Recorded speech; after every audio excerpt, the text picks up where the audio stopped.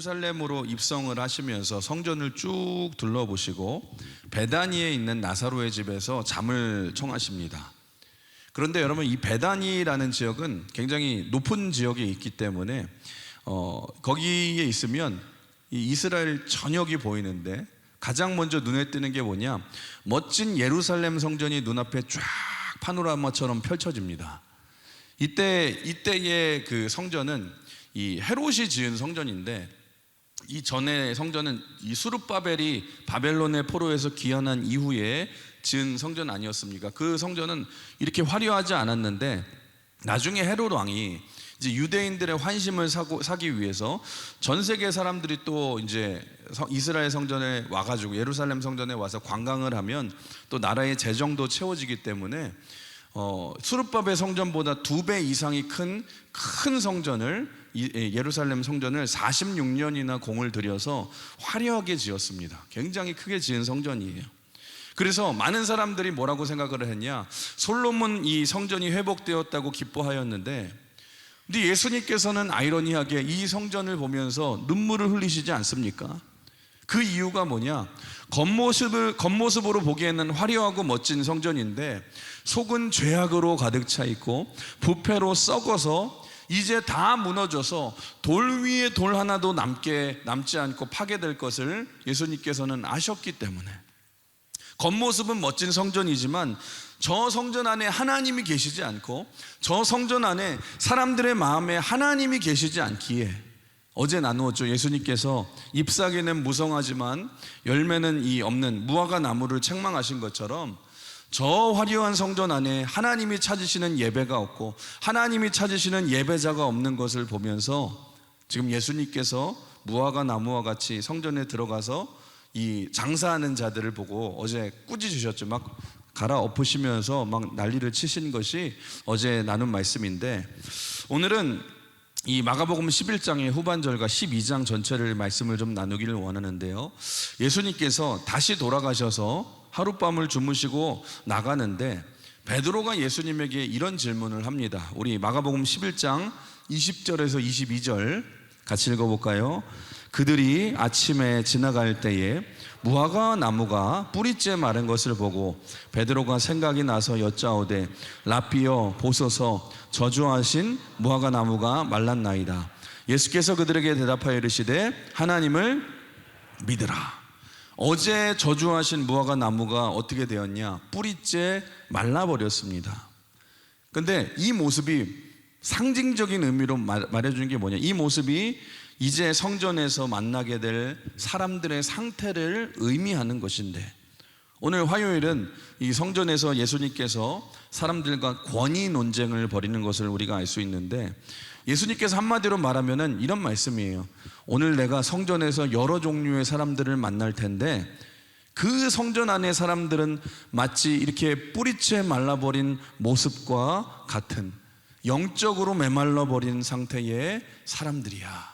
이것을 지금 전적으로 보여주시는 이 말씀인데, 예수님께서 이제 성전에 들어가십니다. 들어가셔서 사람들에게 하나님 나라의 복음을 이제 가르치기 시작하시자 제일 먼저 그 소식을 듣고 막 뛰어나온 이 사람들이 누구냐, 첫 번째 부류의 사람들이 성전의 주인이었던 대제사장과 그를 섬기는 서기관들과 장로들이 찾아옵니다. 그리고 나서 예수님께 이렇게 묻죠. 네가 무슨 권위로 이런 일을 하느냐? 누가 너에게 이런 자격을 줬느냐? 무슨 권위로 네가 지금 성전에서 가르치느냐? 여러분 잘 보시면 이들이 지금 예수님께 묻는 질문의 핵심은 뭐냐? 자격 논쟁을 논하고 있어요. 너 지금 여기서 가르치고 있는 자격을 누가 준 거야? 누가 너한테 이런 자격을 주었느냐? 그때 예수님께서 뭐라고 대답하시냐? 세례 요한의 말씀을, 요한에 관한 말씀을 역으로 질문을 하십니다. 너희가 세례 요한을 죽였는데 그렇다면 요한이 주었던 세례가 하늘로부터 온 거냐 사람으로부터 온 거냐 질문을 한 거예요. 근데 이들이 그 질문을 듣고 굉장히 당황해하죠. 왜냐하면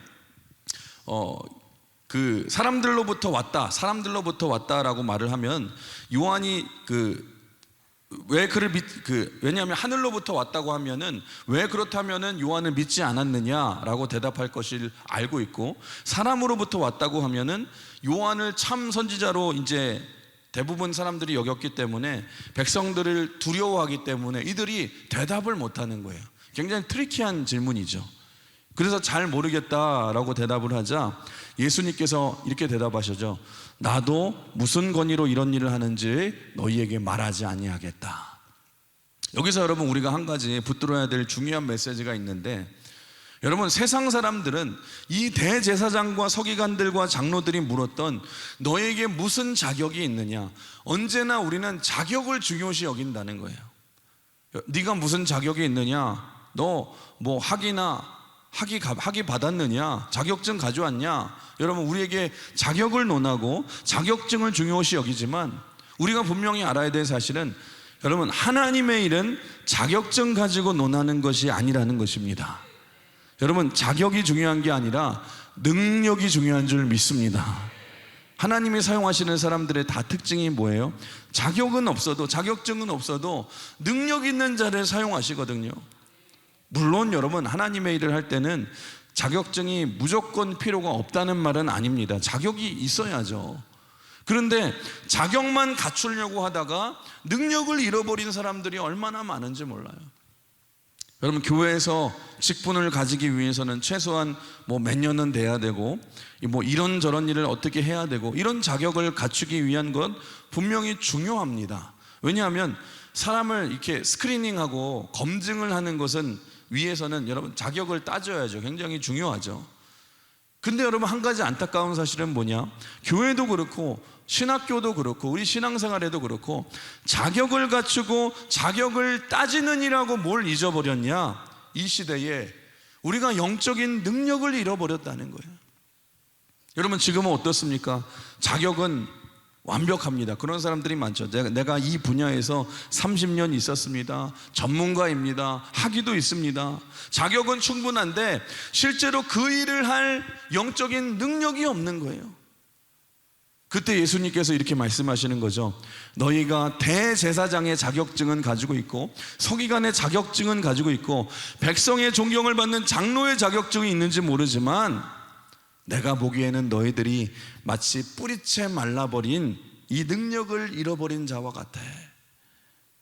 사랑하는 성도 여러분, 오늘 말씀을 통해서 한번 점검해 보셨으면 좋겠어요. 여러분은 어떠하신가? 내가 자격을 갖추고 자격을 세우니라 능력을 잃어버리진 않았는가? 여러분 지금 한국교회도 저를 비롯해서 수많은 목회자들이 있는데, 여러분 요즘에 얼마나 자격이 화려한지 몰라요. 대부분 뭐 대학교 디그리죠. 대학교 학위를 받고 또 신학교 가서 공부도 많이 하죠. 마스터 오브 디비니티라고 해서 MDiv라고 해서 목회학 석사 학위를 받아야 되고, 더 공부하면 THM 학위를 받고 뭐 목회학 박사, 디민, 뭐 PhD 박사학위, 학위 종류도 얼마나 많습니까? 요즘은 목회자 청빙하는 데 있어서 학위를 이제 많이 보잖아요. 그런 것들을 많이 이제 보고 결정하기 때문에 자격을 갖춰야죠. 물론 이것도 중요합니다. 그런데 이런 자격들을 갖추느니라, 학위를 따니라 한국교회가 요즘 잃어버린 게 뭐냐? 능력을 잃어버렸다는 것입니다. 기도의 능력을 잃어버리고 말씀의 능력을 잃어버리고 복음의 능력을 잃어버렸습니다. 성경을 보시면 여러분 십자가의 자격이라고 말하지 않아요. 십자가의 능력이에요. 십자가는 자격에 있는 것이 아니라 능력에 있지 않습니까? 여기 계시는 우리 성도분들도 마찬가지예요. 지금까지 여러분들이 주님을 위해 충성해온 것, 물론 자랑스럽고 박수 쳐드려야 될 귀한 일이지만 제가 혹시라도 두려운 것 중에 하나가 뭐냐, 내가 이 일을 몇 년을 했다라는 것이 자격이 되어서 내가 영적인 능력은 다 상실한 채 자랑만 남을 수 있거든요. 그럴 때 주님이 물으실 거예요. 네가 이렇게 한 곳에서 몇십 년을 충성한 일 너무너무 고맙구나, 착하고 충성된 종이구나. 그런데 너 지금 능력은 어디 있느냐? 너 영적인 능력 잃어버리지 않았느냐? 내가 교사를 30년 하고 봉사를 20년 하고 셀리더를 20년 하고 성가대를 30-40년 한 것도 자랑스럽고 중요하지만 찬양의 능력이 지금까지 나에게 있는가? 아이들을 가르칠 때의 심령의 변화가 일어나는가? 기도를 할 때에 나에게 그 능력이 나에게 있는가? 전도의 능력, 사랑의 능력이 내 안에서, 내 삶에서 나타나는가? 내 세런들이 나를 통해서 변화되었는가? 우리 주님은 십자가의 자격을 묻는 것이 아니라 십자가의 능력을 묻고 계시다는 것입니다. 아무리 내가 자격을 갖추어도 능력이 사라져버리면 아무 소용이 없는 거예요. 여러분, 대표적인 사람이 누구예요? 사울왕을 보십시오. 이스라엘의 왕입니다. 얼마나 최고의 자격을 가진 사람입니까? 왕을 능가할 사람이 없잖아요. 그런데 사울왕은 한 가지에 잘못 꽂혔어요. 여인들이 부르는 노래, 이 사울왕은 천천히요 다윗은 만만이라는 그런 이 노래를 듣고서 비교의식 열등감에 빠져서 자기 왕의 이 자격 빼앗기지 않을 텐데, 여러분 그거 유지하려고 몸부림치다가 아니 이스라엘의 왕으로서 최선만 다했어도 잘 쓰임받고 존경받을 텐데 얼마나 안타깝습니까? 나중에 저는 성경에 이런 말씀이 나오죠. 하나님의 영이, 여호와의 신이 사울을 떠나니라. 얼마나 비참한 인생이 됩니까? 여러분, 자격을 갖추는 것보다 더 중요한 게 뭐냐? 자격에 맞는 능력이 있어야 될 줄 믿습니다. 반면에 다윗은 어떻습니까? 가장 비천한 목동입니다. 집안에서 가장 무시받는 여러 막내입니다. 자격은 아무것도 없었어요. 그런데 다윗은 살아계신 하나님을 믿는 믿음이 있으니까, 능력이 있으니까 골리앗도 이기게 되지 않습니까? 오늘 이 아침에 우리가 다시 돌아봐야 될 게 뭐냐? 자격도 중요하지만 우리가 영적인 능력을 회복하자. 영적인 능력 회복하자. 우리 고린도전서 4장 20절 이렇게 말하죠. 하나님의 나라는 말에 있지 아니하고 오직 능력에 있느니라. 오직 능력에 있느니라. 여러분 믿으십니까? 저 같은 목회자도 무슨 학위를 받고 내가 무슨 공부를 어디까지 했고 내가 무슨 어떤 위치에 있고 무슨 노회장을 얼마나 했느냐가 중요한 게 아니라 실제로 목회의 현장에서 말씀의 능력이 나타나야 되지 않겠습니까?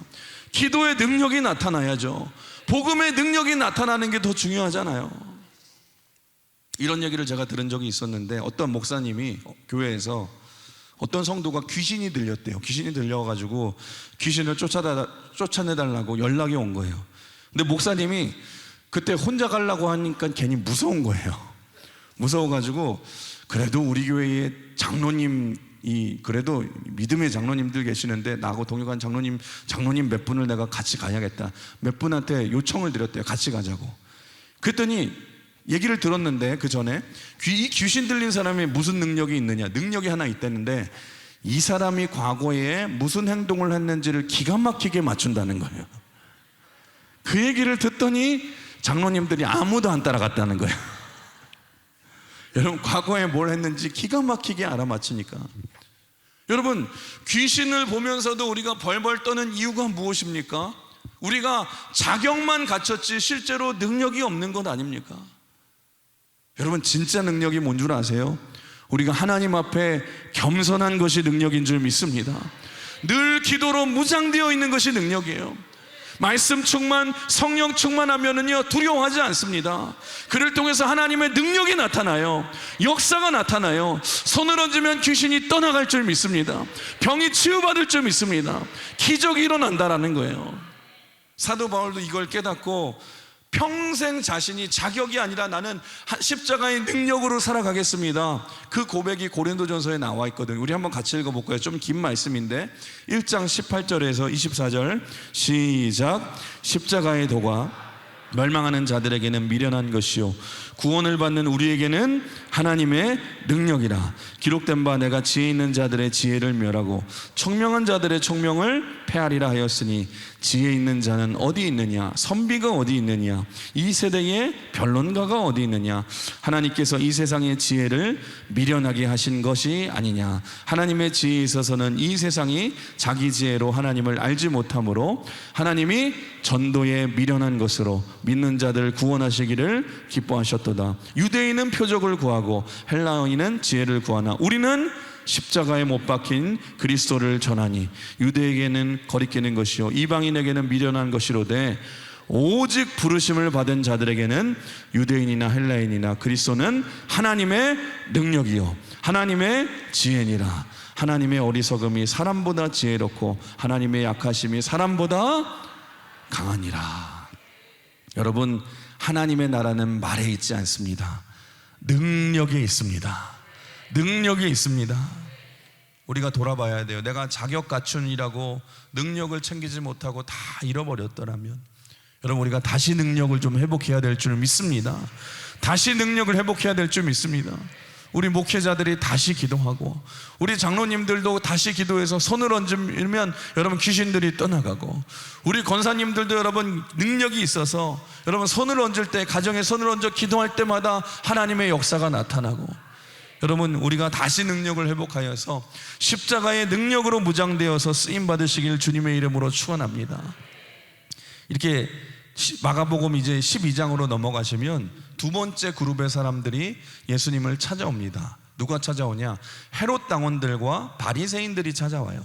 헤롯 당원은 누구냐? 헤롯 왕을 돕는 권력자들을 이제 말하고 이제 바리새인들, 말씀을 가르치는 자들이 나오는데 이들이 나와서 예수님께 또 질문을 하죠. 선생님, 가이사에게 세금을 바치는 게 옳습니까? 옳지 않습니까? 그러니까 당시는 유대 이제 6월절이 다가오기 때문에 6월절에는 가장 많은 세금들을 유대인들에게 걷어서 빌라도를 통해서 로마에게 이제 납부를 했기 때문에 많은 사람들이 세금 때문에 굉장히 고통을 받을 때였어요. 마치 우리나라 일제 강점기 시대 때에 많은 것들을 일제가 강탈해 갔던 것처럼 로마가 지금 유대를 다스리면서 많은 것들을 세금으로 다 빼앗아 갔거든요.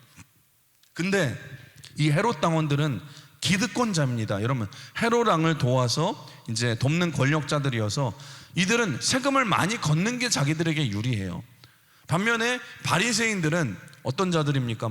백성편에서 말씀을 가르치는 자들이어서 세금을 바쳐서는 안 된다고 주장하는 자들입니다. 서로 상반된 자들이에요. 근데 아이러니하게도 로마의 세금을 바쳐야 된다라는 헤롯 당원들과 바쳐서는 안 된다는 바리새인들이, 원수지간인 바리새인들이 지금 하나로 똘똘 뭉쳐서 예수님을 죽이려고 하는 데는 하나로 똘똘 뭉쳐서 지금 질문을 하고 있지 않습니까? 뭐라 그래요? 가이사에게 세금을 바쳐야 됩니까? 안 바쳐야 됩니까? 참 난처로운 질문입니다. 왜냐하면 내야 된다라고 대답을 하면 바리새인들한테 돌맞아 죽을 것 같고, 내지 말아야 된다라고 하면은 헤롯 당원들에게 돌맞아 죽을 수도 있을 것 같고, 그러자 예수님이 지혜롭게 뭐라고 말씀하시냐? 야, 데나리온 하나 좀 꺼내봐. 그러자 급하게 바리새인이 주머니에 있는 데나리온 화폐를 딱 꺼내자 여기에 누구의 형상이 있느냐?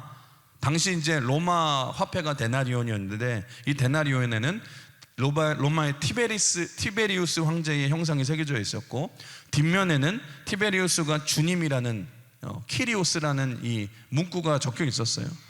그러니까 예수님 물으시는 거예요. 이 형상과 이 글이 누구의 것이냐 물어보신 거예요. 그러니까 뭐라고 말합니까? 가이사의 것입니다. 그러자 예수님이 이렇게 말씀하시죠. 가이사의 것은 가이사에게 드리고 하나님의 것은 하나님께 드리라. 이 얘기를 듣고서 이들이 매우 깜짝 놀라게 된 거예요. 여러분들은 별로 안 놀라시잖아요. 근데 지금 바리새인들이 굉장히 당황을 했는데, 당황한 이유가 뭐냐? 예수님께서 야, 데나리온 하나 줘봐 했을 때 무심코 주머니에 있던 데나리온을 딱 꺼냈는데, 지금 이 데나리온에는 이 황제의 형상이 새겨진 데나리온을 딱 꺼냈거든요. 이게 왜 중요하냐? 당시 유대인들은 여러분 형상을 세우지 말라는 하나님의 말씀을 이제 믿고 있어서 돈의 형상을 새겨 놓으면, 누군가의 사람의 형상을 새겨 놓으면 극렬한 국민적인 봉기가 일어나기 때문에 당시 로마도 유대인들에게만 형상이 새겨지지 않는 특별 주화를 허락해가지고 당시에 사용하고 있었어요. 그런데 오직 로마와 밀접하게 연결된 귀족들만이 형상이 새겨진 그 데나리온을 사용하고 있었는데, 지금 무심코 바리새인들이 주머니에서 꺼낸 데나리온에서 가이사의 형상이 새겨진 이 동전, 이 화폐를 가지고 있다는 것은 무슨 뜻입니까? 이 바리새인들이 겉으로만 하나님을 사랑하는 척하고 백성들을 위하는 척하면서도 실제로는 로마에 빌붙어서 살고 있는 무서운 이중성이 지금 까발려진 것 아닙니까? 그때 예수님이 말씀하신 거예요. 가이사의 것은 가이사에게, 하나님의 것은 하나님에게 드리라. 이게 무슨 말이냐? 동전에는 가이사의 형상이 새겨져 있으니까 이건 누구 거예요? 가이사의 거라는 거예요. 그런데 여러분, 우리 모두는 누구의 형상으로 지음받았습니까? 우리는 하나님의 형상으로 지음받았는 줄 믿습니다. 그러니까 우리 모두는 누구의 형상대로 새겨진 사람이냐? 하나님의 형상대로 지어진 사람이에요. 그러니까 우리는 누구 거예요? 하나님 거라는 거예요. 그래서 동전에 가이사가 새겨져 있으면 이 동전은 가이사의 것이지만 우리는 하나님의 형상이 새겨져 있으니 우리는 누구의 소유입니까? 하나님의 소유인 줄 믿습니다. 그래서 우리는 하나님의 형상대로 지음받은 하나님의 자녀이기 때문에 우리의 인생을 하나님의 영광을 위해 살아가야 되는 거예요. 여러분, 잊지 마십시오. 우리는 하나님의 형상이 새겨진 하나님의 자녀들인 줄 믿습니다. 그리고 이제 세 번째 부류의 사람들이 예수님을 찾아오는데 사두개인들입니다. 사두개인들은 부활이 없다라고 믿는 자들이에요. 이들이 와서 예수님께 또 질문을 해요. 예수님, 7명의 형제가 있는데 7 형제가 다 장가를 갔는데 첫째가 죽어서 둘째가 형수를 맞이하고 둘째가 죽으니 또 셋째가 형수를 맞이하고 그런 식으로 다 죽게 되면, 형제와 여자까지 다 죽게 되면 부활의 때에 누구의 아내가 되는 것입니까? 이런 질문을 해요. 그때 예수님 뭐라고 말씀하세요? 너희가 성경도 선지자도 제대로 알지 못하는도다. 부활의 때, 그때는 장가도 시집도 가지 않는 것을 너희가 알지 못하느냐. 그러니까 부활이 없다라고 믿는 사두개인들은 여러분, 당시 모세오경 토라만 믿었기 때문에 이 토라에는 부활이라는 단어가 나오지 않거든요. 그래서 이들은 부활을 안 믿었어요. 그런데 예수님께서 또 뭐라고 말씀하시냐? 이들이 믿는 출애굽기 3장 6절의 말씀을 가지고 이렇게 말씀하십니다. 모세에게 하나님이 나타나실 때에 나는 너희 조상 아브라함의 하나님, 이삭의 하나님, 야곱의 하나님이라고 말하지 않았느냐? 그 말은 우리 하나님은 죽은 자의 하나님이 아니라 산 자의 하나님이신데, 우리 하나님이 벌써 죽었던 아브라함과 이삭과 야곱을 살아있는 자라고 얘기하는 것은 부활이 아니고 어떻게 너희가 설명할 수 있겠느냐? 죽은 자의 하나님을 믿지 말고 너희는 살아있는 자의 하나님을 믿으라. 너희는 지금 토라 모세오경에 적힌 부활을 왜 믿지 않느냐? 너희는 성경을 보는 자가 되지 말고 성경을 믿는 자가 되라. 지금 말씀하시는 거예요. 졸까봐 지금 확 이렇게 지금 소리가 나오게 하시고. 여러분, 그렇죠? 그래서 지금 뿌리째 말라버린 이 믿음의 신앙의 모습들을 다 말씀하시고, 그리고 마지막으로 어떤 부류가 또 찾아오냐? 서기관들은 하나님의 말씀을 적는 자들입니다. 서기관들이 와서 또 예수님에게 질문하죠. 예수님, 율법의 계명 중에 어느 계명이 가장 크나이까? 그자 예수님 뭐라고 말씀하세요? 여러분 잘 아시는 말씀이죠.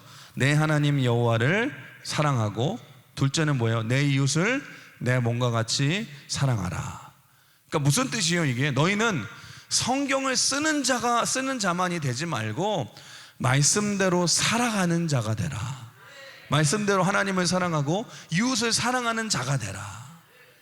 여러분, 지금까지 보시면 지금 성전에서 뭐 논쟁을 벌이시면서 여러 분류의 사람들을 만나시면서 지금 예수님께서 뿌리째 말라버린 그 신앙의 모습, 이들의 신앙의 모습들을, 여러분, 이 성전에서 나름 신앙이 좋다고 말하는 사람들의 모습들을 적나라하게 다 보여주시지 않습니까? 그러면서 마지막으로 예수님께서 진짜 믿음이 무엇인지를 보여주는 말씀이 오늘 우리가 읽은 말씀, 2 렙돈을 전부를 드린 과부의 이야기를 해주시죠. 핵심은 무엇입니까? 한마디로 말하면 자격을 갖춘 대제사장보다, 서기관들보다, 장로보다, 바리새인과 사두개인들보다, 서기관보다, 여러분 잎사귀는 무성하지만 열매 하나 없이 뿌리째 말라버린 그 신앙이 메말라버린 사람들보다 세상에서 홀대받고 자격도 없는 가난한 과부가 주님께 드리는 이 전부, 이 두 렙돈이 하나님 앞에서는 참된 열매이고 하나님 나라에서는 가장 큰 자라는 것입니다. 우리 예수님께서 그 말씀을 하시는 거예요. 사랑하는 성도 여러분, 오늘 말씀을 정리하면서 오늘 성전 안에서의 논쟁을 통해서 우리에게 주시는 예수님의 메시지가 뭐냐?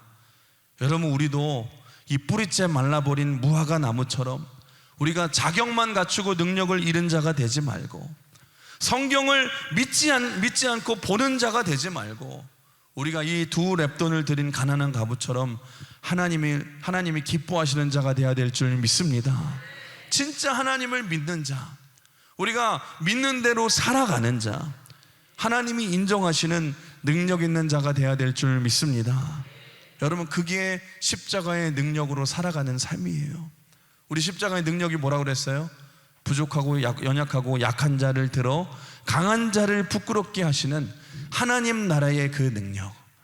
여러분, 이런 진짜 십자가의 능력을 회복하셔서 여러분, 우리가 자격만 갖추고 우리가 겉모습만 화려하고 능력을 잃어버린 이 시대의 모습이 아니라 정말 진짜 십자가의 능력을 회복하셔서 하나님 나라의 기약에 쓰임받는 저와 여러분이 되시길 주님의 이름으로 축복합니다. 주님의 이름으로 축원합니다. 우리 같이 말씀 붙들고 우리가 같이 찬양